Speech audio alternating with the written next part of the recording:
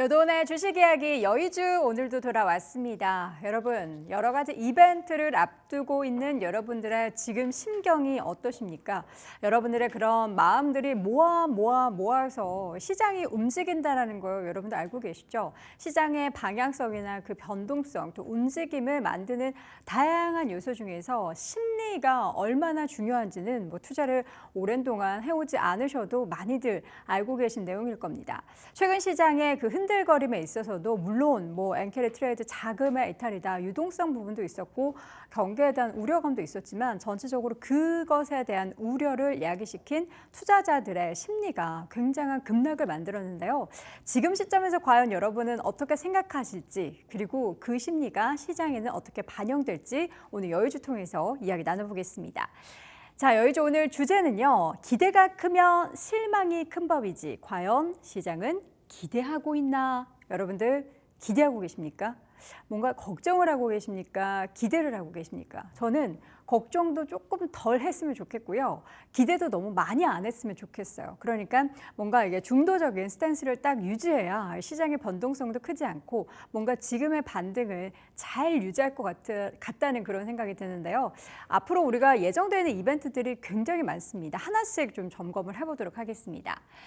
자, 일단은 시장이 이야기를 하기 전에 저는 그 심리 이야기를 최근에 성심당 이 케이크 이야기를 통해서 풀어보고 싶어요.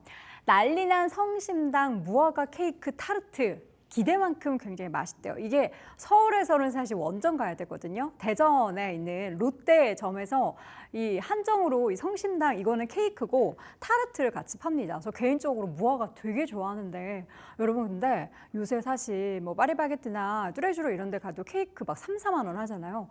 이렇게 실한 케이크가 3, 4만 원대밖에 안 해요. 그러니까 당연히 줄 서서 먹고 싶겠죠. 갑자기 또 군침이 막 도는데 대전의 명물 빵디술래 1번지인 성심당에 오픈런이 발생을 하고 있습니다. 바로 저 케이크와 타르트를 얻기 위함인데요. 광복절 날부터 10월까지 생산을 한다라고 합니다. 새벽 5시부터 기다렸는데 줄이 너무 길어가지고 한 6시 20분에 컷이 된대요. 근데 그렇게 오래 기다리고 새벽에 가서 기다리고 하면은 이게 맛있어야겠어요? 맛이 없어야겠어요? 기대를 이만큼 하겠죠. 얼마나 맛있길래 하는 그런 생각으로 한 입을 떠먹었는데 라고 하면은 굉장한 실망감이 더 배로 커지겠죠.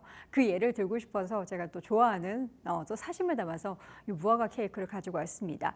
여러분들이 보실 때 지금 시장이 이러한 오픈런을 해야 되는 무화과 케이크라고 생각하시는지 아니면은 내가 늘 먹던 그런 밥 정도로 생각하시는지가 최근 앞으로의 시장을 또 좌지우지할 만한 그러한 포인트가 되겠습니다.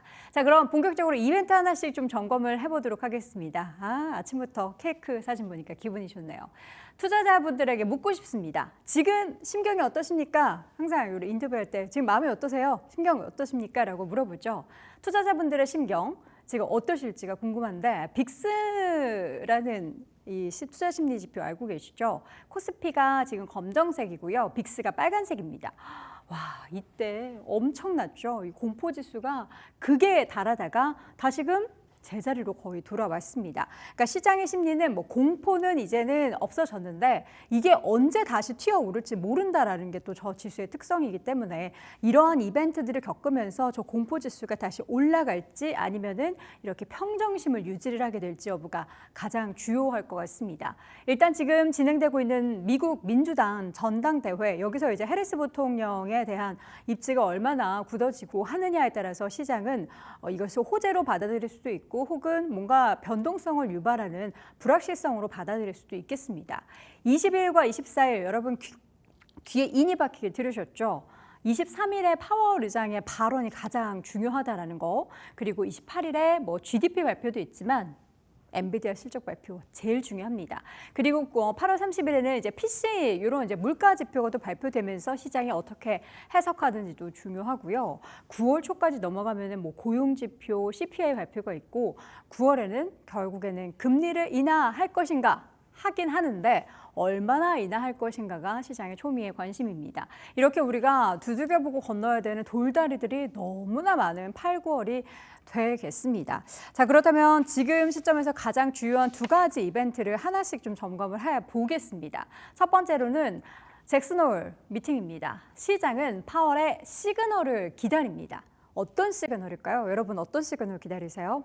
지금 50이라는 숫자, 50bp를 시장이 다들 염원을 하죠. 최근에 또 매파적인 인사 닐 카시카리가 또 조금 비둘기적으로 변하자 이거 25bp 인하가 아니고 50bp 인하도 좀 열어둘 수 있는 거 아니야? 그리고 여기 지금 등장하고 있는 이 파월 의장이 이번 잭슨홀 회의에서 미팅에서 우리는 뭐 상황에 따라서 열어두고 있습니다라는 발언을 하게 된다면 어떨까? 물론 뭐 그렇게 극단적인 발언을 하는 분은 아닙니다. 늘 본인이 빠져나가 구멍을 만드는 분이라는 거 여러분도 알고 계실 겁니다. 연준 이사회가 매년 여름에 통화금융정책회의를 엽니다. 여기가 잭슨홀이라는 데인데요. 여기도 좀 약간 비화가 있더라고요. 원래는 다른 지역에서 했었는데 82년대 폴 볼커 시절에 너무나 그때 금리 인상 막 미친 듯이 했었죠. 그때 농민들이 걸기를 했어요. 그래가지고 막 이제 살해협박 이런 거 받자 이제 산골짜기로 숨어든 게 바로 잭슨홀이라는 곳이라고 합니다. 그때부터 장소가 바뀌었다고 해요. 주요한 통화 정책에 대한 방향을 논의하기 때문에 무엇보다 중요한 회의인데 지금 2022년에 우리가 잭슨홀 미팅을 기억하시는 분들은 그때 정말 난리 났었죠. 당일에는 괜찮았는데 바로 다음 날 시장이 엄청나게 충격을 받았고요. 그래서 저는 파월 의장의 작년도 잭슨홀 미팅도 혹시라도 무슨 일이 일어나는 거 아니야 싶었고 올해도 부디 무난하게만 지나갔으면 좋겠다라는 생각이 듭니다. 첫 번째 가장 주요한 이벤트였고요. 두 번째 주요한 이벤트는 뭐 계속 이야기가 나오고 있는 엔비디아의 실적 발표 내용입니다. 물론 시장의 예상치를 상회하는 어닝 서프라이즈가 예상이 되고는 있지만 과연 얼마나 어닝 서프라이즈가 될지 그리고 과연 하반기에 분수령이 될 수 있을지는 엔비디아의 젠슨 황의 어깨에 달려 있습니다. 그 어깨라는 건 어깨에 뽕이 한참 많이 들어가가지고 좀 자신감이 넘쳐야 되는데 과연 이번에는 뭐가 나올까요? 5월에는 어닝 서프라이즈도 있었고요. 액면 분할도 했고요. 자사주 매입했어요. 할 수 있는 거 다 했어요. 그렇기 때문에 주가가 또 그때도 오를 수 있었는데 지금 뭐 악재가 좀 있죠. 블랙웰 출시 지연 때문에 실적 전망에 대해서는 약간 좀 아리까리할 수도 있는데 일단은 그 각도는 모르겠지만 방향은 우상향을 그릴 것이다로 보이고 있습니다.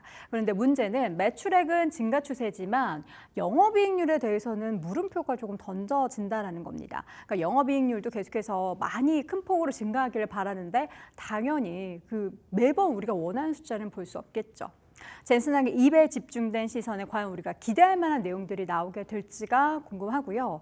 과거를 보자면요. 2023년 이후에 엔비디아의 EPS 서프라이즈 강도 추이는 고점을 찍었다가 계속해서 내려오고 있습니다. 이번에도 시장에서는 직전보다는 조금 더 내려올 것으로 예상을 하는데 과연 어디에 방점을 찍을지가 너무나 궁금합니다. 지금까지 AI 관련한 기업들 사실 좋은 이야기보다는 약간 부정적인 이야기가 더 화두가 됐는데 과연 엔비디아는 이번에 시장의 심리가 어느 쪽으로 그때 당시에 이제 기울어져 있어서 안 좋은 얘기도 조금 긍정적인 부분을 더 확대 해석하게 될지 아니면은 좋은 부분인데도 너무 시장의 눈높이가 높아서 이번에도 또 실망하게 될지를 여러분 잘 체크해 두셔야겠습니다. 자, 이렇게 해서 요도운의 주식 이야기 오늘은 시장의 심리에 대한 이야기를 나눠봤습니다.